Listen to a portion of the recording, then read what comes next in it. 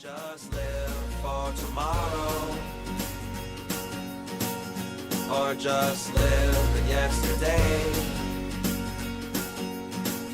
Just be glad for all you have that's in today.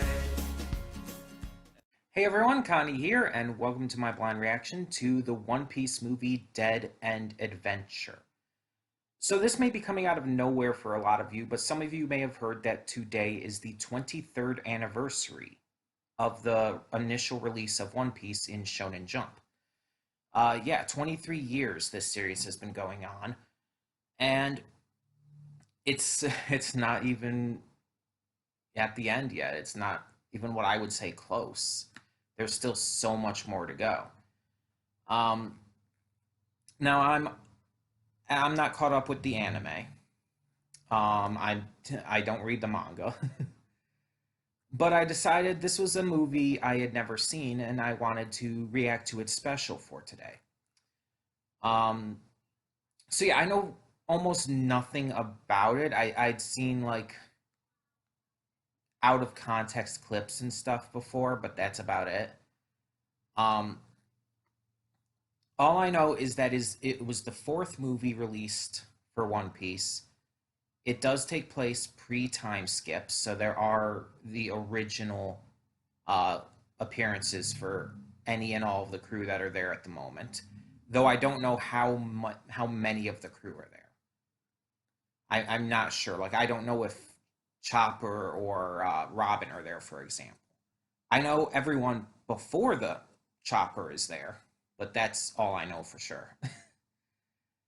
um, yeah. Otherwise, I know nothing about like what the story is, what the characters are, um, villains, or anything. Like most of the movies that aren't just recreations of various arcs, I do know that this is non-canon. I do know that. But again, that's pretty much any movie that's not just a rehash of the various arcs of the show. Like there's one that's just the Alabasta arc. Um, yeah, it's gonna be interesting to see what we were in store for here. It's been a while since I've actually watched anything One Piece. The last time was when I was reacting to some of the episodes um, on the channel, which you can still go see. Those reactions are still up and everything. Um, I'm very far behind on the anime. But yeah, I'm excited to see more. And I still love the series, and I've still been watching it over again from the beginning with some other reactions on YouTube. Yeah, I still love the series, and it's going to be great to check out this movie I've never seen. So that being said, we're just going to get right into this and hope for the best. When the screen fades to black, pause this redirect and go to the description below. Follow the link to the reaction, and after you watch it, come back here to the redirect and resume play. Because after it fades to black and then fades back in, everything from that point forward will be my afterthoughts and will contain spoilers to the movie. So, that being said, thank you so much for tuning in today, and I will see you at the reaction. And we are back, and we'll begin with spoilers in 3, 2, 1, now. Okay, so this movie was pretty good, nothing like spectacular. Like, if this was an arc in the show, it definitely wouldn't be my favorite. Um, it's not bad like the Long Ring Longland arc was, but it just wouldn't be my favorite. It'd be one of the weaker ones for me. But even the weaker arcs of One Piece are still pretty damn good, and this was still pretty fun and enjoyable, and had some really interesting ideas. So first off, the race. The Dead End race apparently takes place every few years. There's no real like schedule for it. It just happens. And apparently, Gaspard is the favorite to win every time. And as of what we find out as we watch the film, Gaspard and the bookie had kind of had it entirely rigged every time, so that Gaspard would always win. by sending all the other pirates on a fake route, leading them straight into a marine base that would, basically destroy them, um, causing Gaspard to be the only one to realize this and know where to go. So, yeah. So that's kind of fucked up to find out the race was basically a sham the entire time. So at the end, when it's like they really had no way of getting the money at that point. I mean, the bookie was gone too, so there was really nothing they could do, which sucks, but still, yeah. Um, So then there was the plot point about Basood, something like that. Just I'll just say Shariah. Shariah is a bounty hunter. It's never made clear. It's in fact it's never even they never even touch on it one way or the other on whether or not Zorro knows him from his time as a bounty hunter. Um, but what we do know is that for the past 8 years, since he was presumably somewhere around 10, um, he had been training to become a bounty hunter so he could get back at Gaspard. Because after Gaspard destroyed his home, killed like all his friends and family, and to his knowledge, his little sister, he had been completely just revenge filled. He wanted this sense of vengeance to be enacted, and in doing so, as he even outright admitted himself, he has done some terrible things. Kind of like an ends justify the means mindset. But at the same time, he always felt that because he has to do that stuff, he felt like he would, in the end, need to perish himself. That once he got his revenge on Gaspard, that would be it, and he would have no reason to go on any further, and that he felt like he shouldn't. Um, we find out at the end, though, that this girl who, I'll be honest, I wasn't sure if the kid was a boy or a girl the entire movie, pretty much. I was just not sure. Um, but we find out that the old man had rescued the kid who was given the name Amaguma. Um, that he had rescued her back then, and that since then she had been living with him, and he had been like her grandfather in a way. Um, and so all that time she was thought to be dead, but yeah, she was still fine. She was alive. And yeah, during the flashback, I swear I thought she was around the same age as Shariah. I really did. So it's like that's why that really confused me because I thought she would have been older. But no, if she was only 3 years old then, she'd only be 11 now, so it actually works out. So I was wrong in that. So when I was questioning that during the reaction, that's why. But outside of that, yeah, in the end, they kind of reunited. They reunited. They were on the ship together with the old man, and it's like, all right, sure. Nothing really ever came of it, though. It's like we didn't have any real full uh, conclusion to that story. There was nothing like that was really like, I'm trying to think of the right word here. It never felt like a full resolution, let's put it that way. Because all we did, like, they looked at each other briefly. It's unclear if she even really knew who he was.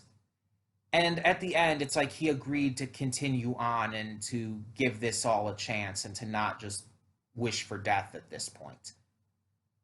There was no real resolution to the entire thing with these two. There should have been some big happy reunion, some kind of like big thing with him realizing this was her, or like after finding out this was her, like he like embraces her or something, and she remembers at that point what had happened, even if not all the details are there. It's just something like that to give us a little bit of a happy ending to it, but instead it's not left vague per se. It's just left very unsatisfied. Like the entire plot point just it doesn't seem to actually have a full resolution, like I said. So it leaves you very unsatisfied with how it ends. Uh but then there's Gaspard himself. So Luffy and Gaspard have a brief meeting at the town prior to the race.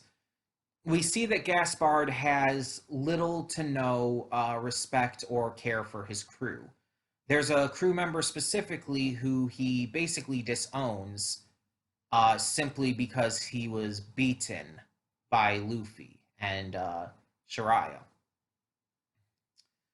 And so,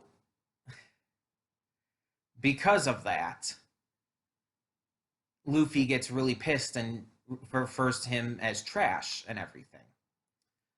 Which is, as I mentioned in the reaction, fully like how Luffy would handle this because Luffy values respect and loyalty in crews. That's kind of one of his big thing.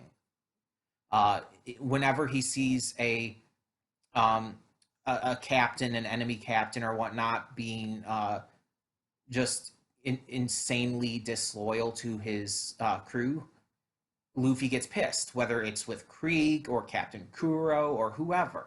It's like we've seen this multiple times now. So it's like, yeah, we know he's going to hate him.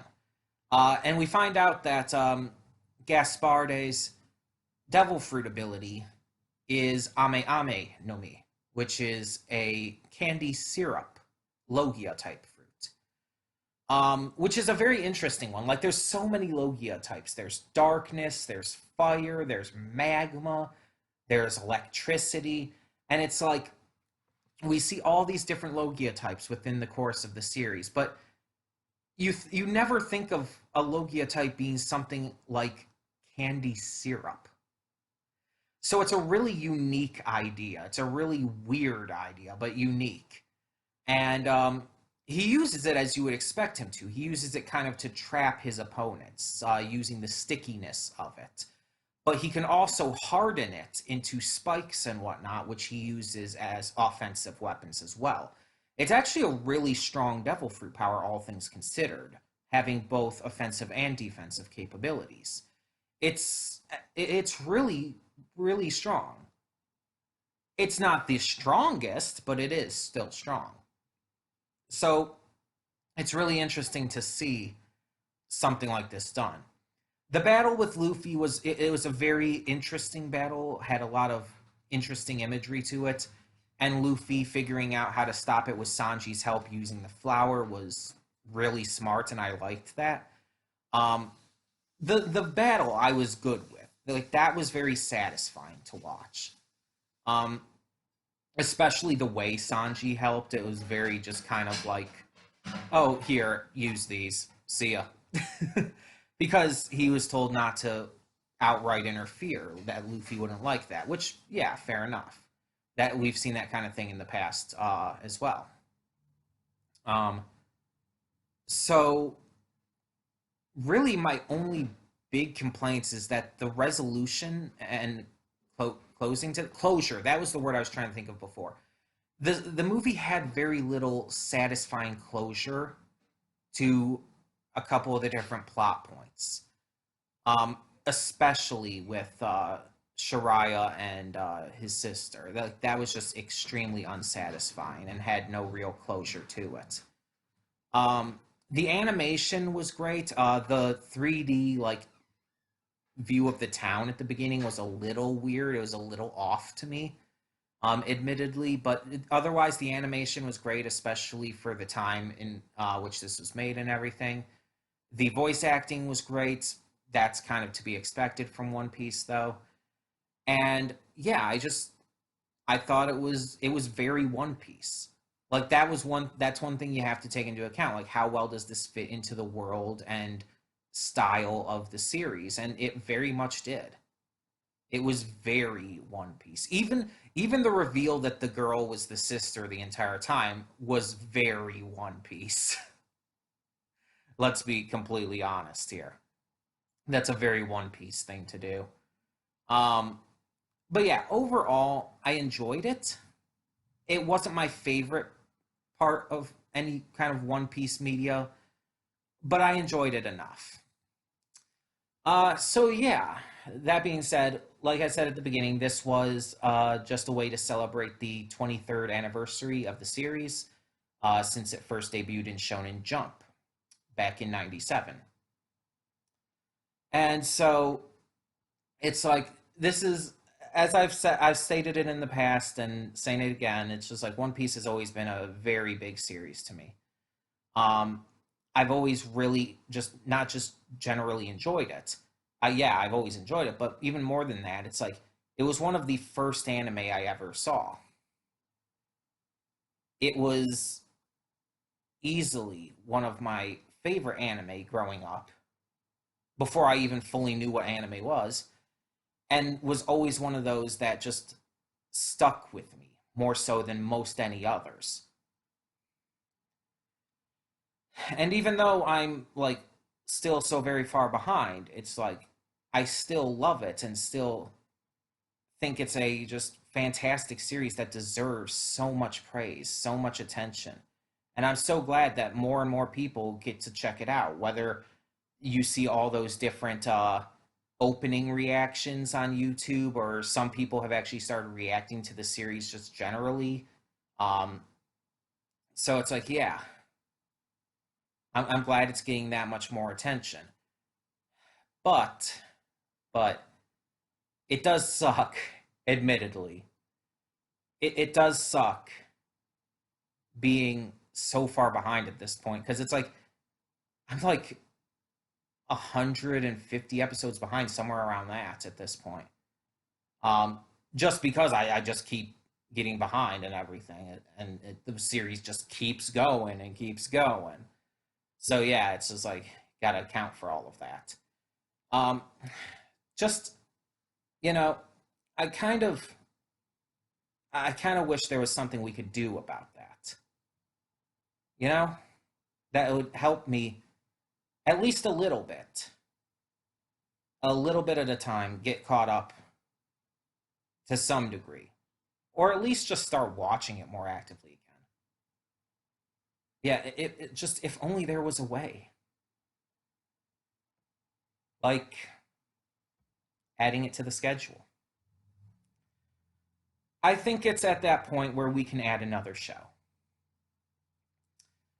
I think we're at that point where it's like I think I can handle putting in another show with the schedule how it is now, being unscheduled and just with not every week always having every show we react to anyways. I just feel like this is something we can add in. And One Piece is going to be on the schedule in the way where it's going to be like it might be less often than some of the other shows. I might focus on the other shows more, but I'm going to still keep One Piece just fully on the schedule, at least for now. That might change in the future because, as you know, we reacted to a bit of One Piece in the past. Again, as I stated in the pre-thoughts, you can still check those out. They're still on the channel. And we will be continuing right from where we left off, which I believe the last episode I reacted to was 789. I think I actually looked that up earlier, so I think that's it. It's during the whole Cake Island arc. I know that for sure. Um, so we will be continuing right from there because I haven't watched anything after that on my own time either. It's been a long ass time since I recorded that reaction and everything. I still haven't watched anything since then because it's just like I have a hard time watching stuff outside of reactions, uh, especially anime. But yeah, so that's on the list now, as you can see here. It's just added as another part of the schedule. But yeah, like I said, it'll be just whenever I can get to it. It's definitely not the highest priority on the list. It's just going to be whenever I can get to it, I'll do an episode or two or three, something like that. just to continue watching because I want to get back into One Piece more. I've been loving getting into it with the reactions I've been watching to some people on YouTube.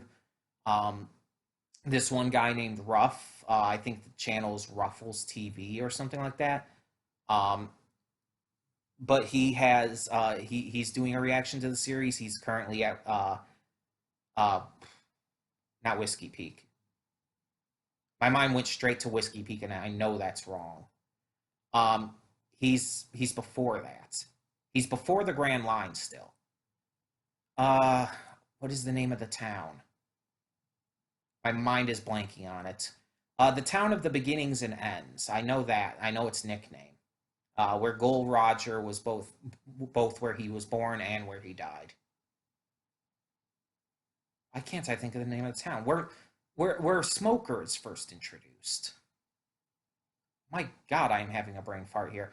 You know what I mean, though. That's where he's at currently. So I've been watching through that, and it's like that's really fun. I'm really enjoying that. And I just always love the series. I have one of the games on my Switch Lite, and it's just like, yeah, I want to get back into the show more, and I want to try to get through Whole Cake Island, and eventually get to Wano. Um, so yeah, that will be added to the schedule, and I will be updating the channel banner. It'll probably be updated as soon as possible, uh, as long as I remember to update it once this video is live. So tell me your thoughts on One Piece, the movie, Dead End Adventure, down in the comments below. And thank you so much for tuning in. For now, I'm Connie, and I'm signing off. See y'all next time.